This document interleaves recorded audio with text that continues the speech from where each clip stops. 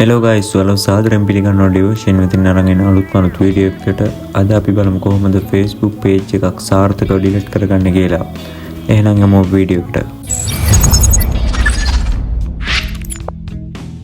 මුලින්ම කියන්න ඕනේ ඔයා මේ විදිහට Facebook page එක ඩිලීට් කරගත්තට පස්සේ ආය අපිට කිසිම විදිහකින් Facebook page එක ලබා ගන්න බෑ. ඒකත් මතක තියාගෙන තමයි අපි මේ page එක ඩිලීට් කරගන්න ඕනේ. මගේ page එකෙත් පොඩි ප්‍රශ්නයක් ආපු නිසා මම page එක ඔයාලට පෙන්වන්න ඕන නිසා මම මගේ page එක delete කරනවා. එහෙනම් අපි යමු mobile screen එකට. ඔයා ඉස්සෙල්ලාම ඔයාගේ account එකෙන් page එකට switch වෙන්න ඕනේ. දැන් මම මගේ account එකෙන් මේ විදිහට මගේ page එකට switch වෙනවා. එහෙම switch වෙලා මම මගේ page එකේ dashboard එකට යනවා. ඊට පස්සේ මෙතන උඩම තියෙනවා personal dashboard කියලා.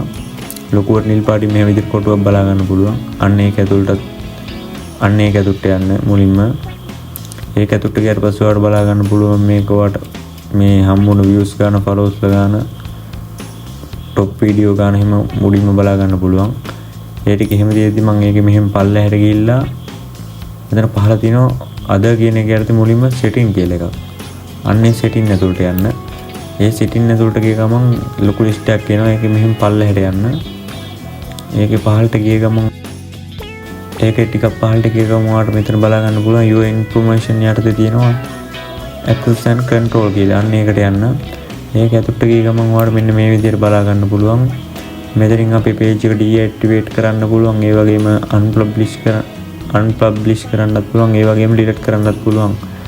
මම මෙතනදී මේ unpublish කරන්නවත් deactivate කරන්නවත් යන්නේ මගේ page එක කෙලින්ම delete කරන්න යන්නේ. ඒ නිසා මම delete කියන එක දීලා මෙතනින් ඉස්සරහට යනවා.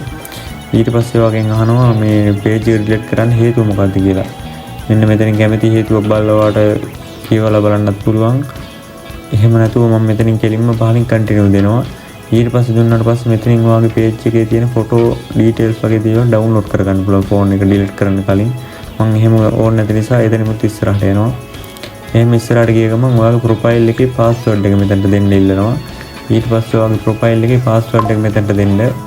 ඔයාගේ page එක හදලා තියෙන account එකේ password එක දීලා ඉස්සරහට ගිය ගමන් මෙතනින් ආයෙ delete එහෙම මෙතනින් continue දීපු ගමන් ඔයාගේ page එක මෙතනින් සාධාරණම delete වෙලා යනවා.